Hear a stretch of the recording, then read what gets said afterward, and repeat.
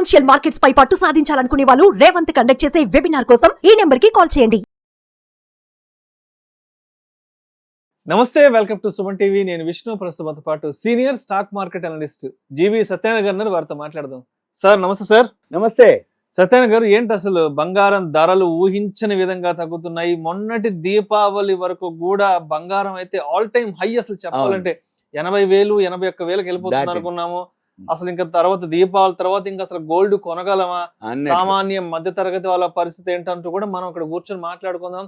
అదే టైంలో సిల్వర్ కూడా ఆల్మోస్ట్ లక్ష రూపాయల మార్క్ టచ్ అయిపోయింది. ఇప్పుడు చూస్తే ఏమో 74, 75, 76 వరకు వచ్చేసింది కదా. ఏంటి ఇంకా ఎంత వరకు తగ్గే అవకాశం ఉందంటారు? ఎందుకు ఇంతలా బంగారం ధరలు తగ్గుతున్నాయి? ఎటువంటి కారణాలు దీనికి దారి తీసాయంటారు? ఓకే, ఇప్పుడు జనరల్ గా మీరు అన్నట్లు దంతెరాసు, దీపావళి ఆ టైంలో మనం కూడా 80,000 దాటింది, ఇంకా పోతుంది అంటారు. మనం కాదు, వరల్డ్ మార్కెట్లు అలానే ఉన్నాయి అప్పుడు ఆ సిచ్యువేషన్. అయితే ఎవరైతే ఈ వీడియో చూస్తుండ్రో investing.com అని ఒక వెబ్సైట్ ఉంది. మనం ఆ వీడియో చూసి అంటే ఆ వెబ్సైట్కి వెళ్ళండి అని చెప్పడం. ఒక్క సంవత్సరంలోనే సుమారుగా $848 43% గోల్డ్ పెరగటం రికార్డ్ హై. తర్వాత అది ఇంకా అన్నమాట ఎప్పటికప్పుడు ఏ రోజుకి ఆ రోజుకి ఆల్ టైమ్ హై న్యూ హైకి పోయింది అప్పుడు. అయితే వరల్డ్ కూడా దేశాలు మన ఆర్బీఐ కూడా మేము ఇన్ని కొన్నాం, వరల్డ్ ఈ దేశం ఇన్ని టన్నులు కొన్నది, ఇన్ని క్వింటాలు కొన్నది. మొన్న కూడా బయట దేశం నుంచి ఒక 104 టన్నులు ఎంతో అదే అనేది. అంటే ఇట్లా ప్రతిరోజు ఏదో ఒక న్యూస్ వస్తే ఈ మామూలు ఇన్వెస్టర్లు అనుకోండి, ఛానల్స్ అనుకోండి, పేపర్లు అనుకోండి, మ్యాగజైన్లు అనుకోండి, ఇక మిస్ అయిపోయినట్టు. అంటే ఉదాహరణకు ఒక 1.5 year 2 years బ్యాక్ హైదరాబాద్లో రియల్ ఎస్టేట్ ఎలా ఉంది అంటే ఇంకా మనం మిస్ అయిపోతే ఇక మనం కొనలేము అనే పరిస్థితి. మొత్తానికి హైదరాబాద్తో ఇప్పుడు హైదరాబాద్ అనుకోండి.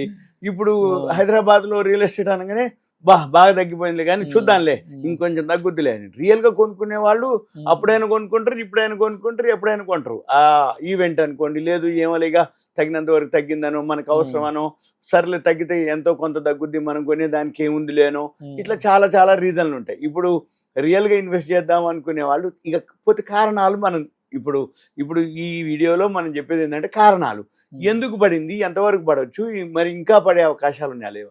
మొన్నటి వరకు ఏంటిది, మ్యారేజెస్ అని, ఏవైతే ఫెస్టివల్స్ అని, వరల్డ్ మార్కెట్లు అని, ఎలక్షన్స్ అని, ఇంకోటి ఇరాన్-ఇజ్రాయెల్ వార్ అని, ఈ ఎఫ్ఐఐలు కంటిన్యూగా మార్కెట్లో షేర్లు అమ్మేస్తున్నారని, వీటన్నిటితోటి గోల్డ్ మార్కెట్ కు బాగా నెగటివ్ న్యూస్ ఒక్కసారిగా చుట్టుముట్టే గోల్డ్ కి డిమాండ్ రావడం జరిగింది.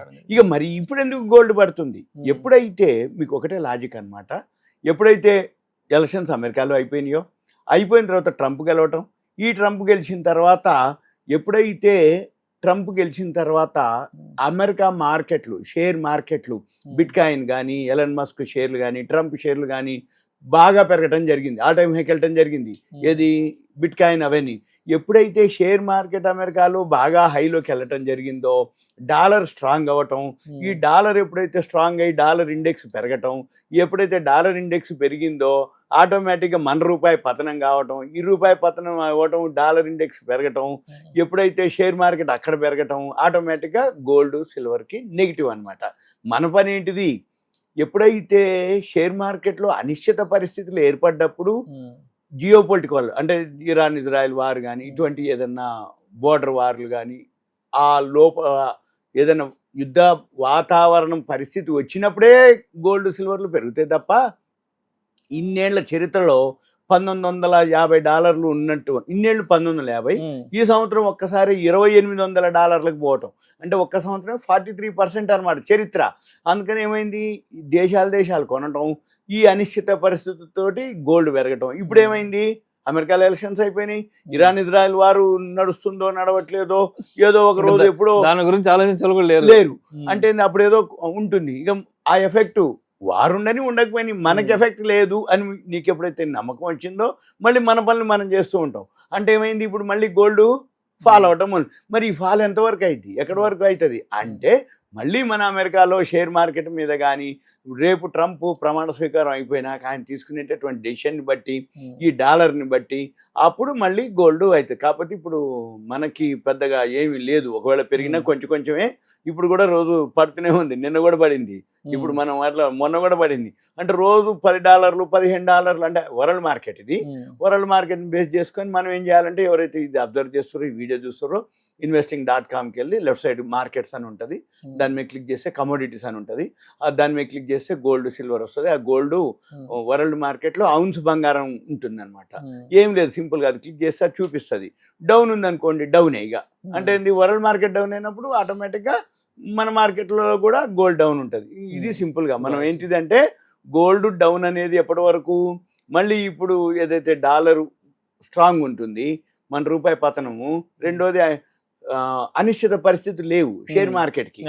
అంటే ఏంది, యుద్ధ వాతావరణం కానీ ఇప్పుడు ట్రంప్ గెలిస్తే ఆయనకు ఆపోజిట్ ఎగనిస్తున్న దేశాలు ఉంటే ఆ దేశాలు ఆల్రెడీ ఇప్పటికి అక్కడున్న రూపాయి అది పతనం అవ్వటం, వాళ్ళకి ఆల్రెడీ వార్నింగ్లు ఇవ్వటం, వాళ్ళ ఎక్స్పోర్ట్స్ అన్ని వాళ్ళు చేయకపోవటం, అంటే ఎక్స్పోర్ట్స్ ఆపేయటం, ఇవన్నీ వాళ్ళు. సో అంటే ఇంకా ఎంతవరకు తగ్గే ఇంకా అయితే కొంచెం అయితే పడుతుంది. కాకపోతే పడ్డం వరకు పడి మళ్ళీ అక్కడ కూడా న్యూట్రల్ అయ్యి మళ్ళీ కొన్నాళ్ళకి మన పని ఏంటిదంటే, ఇప్పుడు మన బడ్జెట్ ఉంది, బడ్జెట్ లో బంగారానికి దిగుమతి సుంకం తగ్గించను అన్నారు. మళ్ళీ దిగుమతి సుంకమో 24 క్యారెట్స్కు తగ్గుద్ది. మళ్ళీ ఎక్స్పోర్ట్ చేస్తే ఎగుమతి సుంకం కూడా తగ్గించారు. ఏది మనం ఆర్నమెంట్స్ చేసి ఎగుమతులు కూడా పెరిగినాయి. కానీ వరల్డ్ మార్కెట్లోనే బంగారం తగ్గింది. కాబట్టి ఇంకా మనం చేసేది ఏం లేదు. మనం దీన్ని చూసుకుంటూ అయితే ఇంకా కొన్నాళ్ళు అయితే ఫాలో అయ్యి కనపడుతుంది. మనం ఎంతసేపటికి ఏంటంటే టెక్నికల్గా ఫాలో అవ్వాల్సిందే. దీని వరకు investing.com చూసుకొని రోజు 10-15 అట్లా డాలర్లే డౌన్ అవుతుంది. ఇప్పుడు కూడా ఈరోజు నిన్న ఫ్రైడే రోజు కూడా ఒక $4-5 మైనస్ అయింది. ఇట్లా ఉంటుంది అనమాట. అంటే ఒకరోజు $5 పట్టడం, లేకపోతే పడకుండా ఉండటం, అది గమనించి ఇక చూసుకోవాలి. Thank you sir. Okay, thank you.